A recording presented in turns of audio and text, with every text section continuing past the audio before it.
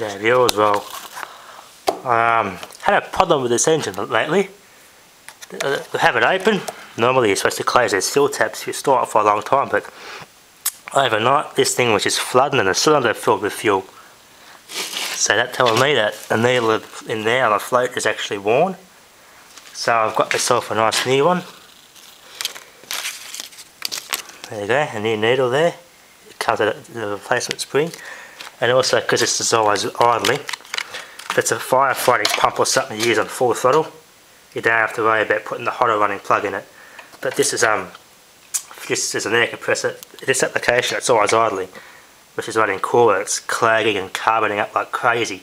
So I've actually got a hot running plug for it to help compensate for the crap build up inside the cylinder. So that ought to make it run better. So now I'm going to proceed to remove the float bowl out, take the float out and replace that needle. So yeah, that needle, original needle, if you look under a magnifying glass, there'll be a slight bit of wear on the tip of it. It's causing this not to shut, and it just leaks and keeps filling and flooding the cylinder out. And we're coming to start it the next morning.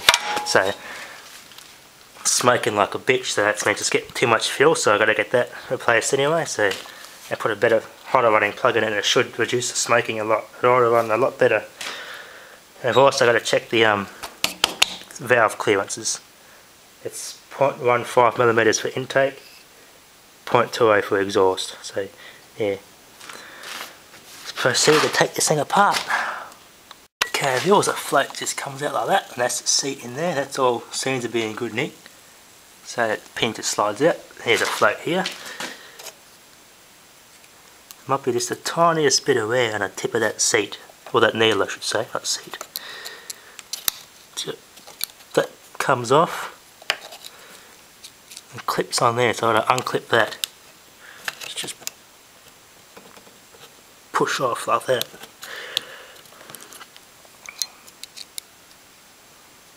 Just going to push forward into the float to slide that off, so I'm going to need very steady how I do that.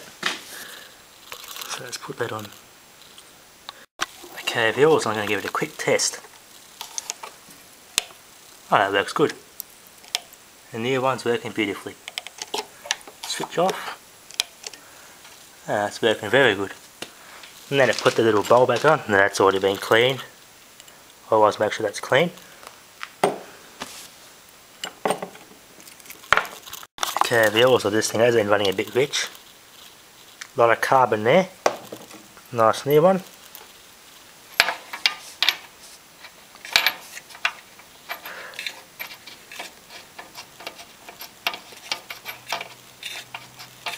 Do a little bit hand tight, and you turn it just so it seats about half.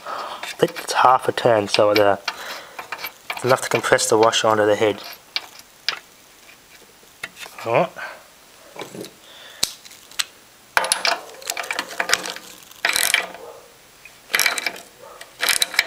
That's enough there, that's on. Oh, I hate it when these get stuck. Alright, we've also got 0.15mm for the inlet and 0.20mm exhaust.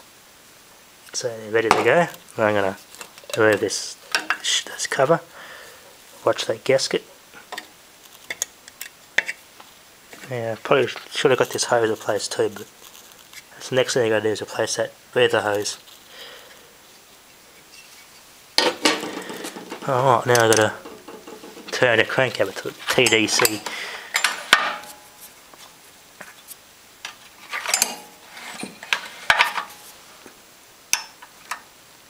Right, exhaust was 0.20, so if I measure, I haven't got any that proper angled one for the valve, so I'm just going to have to make do with a straight feeler gauge. Alright.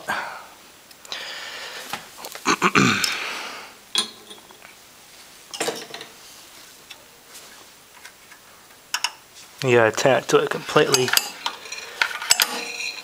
It's completely free. That's better. Alright, now I can measure.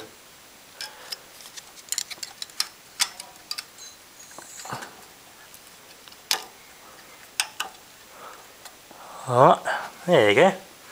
That one's not too bad. It's a little bit loose, but I'll tighten that up a little bit. So you're going to undo that top bolt and move that inner one in. So 10mm, that's good.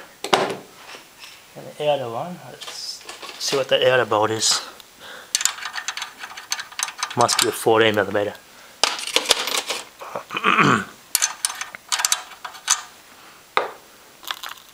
Okay, the oils, well, this one is definitely too tight. She's worn in.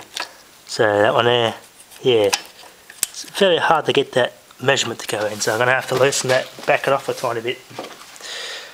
So we've got to back this top one here back off, and spanner here, just back it off a tiny bit.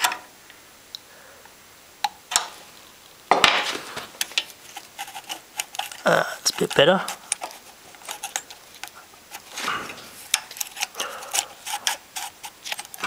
A little bit tighter than that, backed off too much. There. Okay, the oils, well, that's much better. Double check on the exhaust adjustment, make sure it feels the same.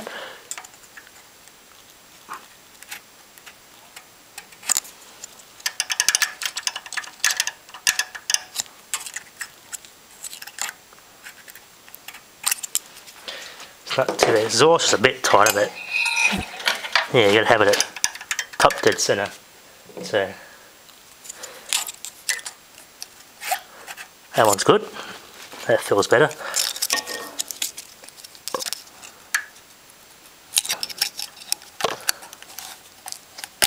Alright. That feels about the same now. So there you go. Okay, the oils, well, I went and checked the valve adjustments again while it was hot. Really hot, just so it's normal running temperature from running at full speed. And double checked. Intake was a slightly bit looser, so I redid that, and they're both perfect. They're the same, the right measurements at the yeah, so you're supposed to do the adjustments when it's hot. So the intake was a tiny bit out, but the exhaust was fine. So they've been adjusted properly. Mixture's been done, the idle screw's been done. And then let's see if it smokes now. Alright, put that in.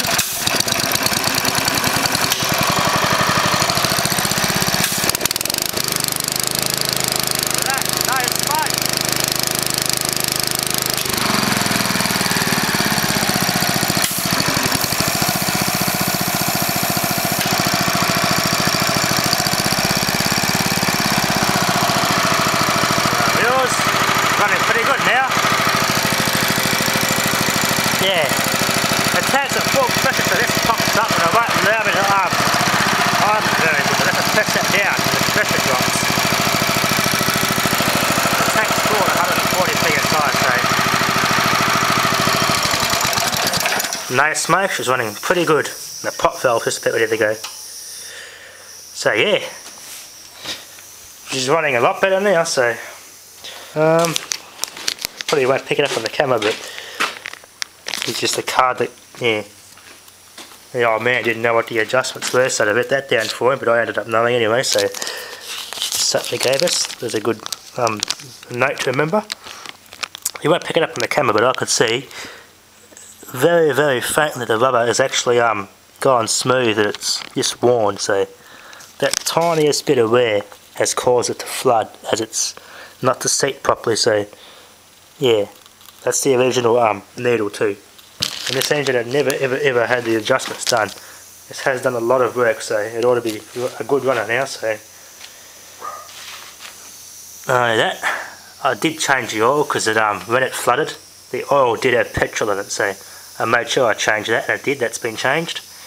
Had a full service, good readjust, good tune, new needle, new spark plug. So yeah, she's all good. So thanks for watching.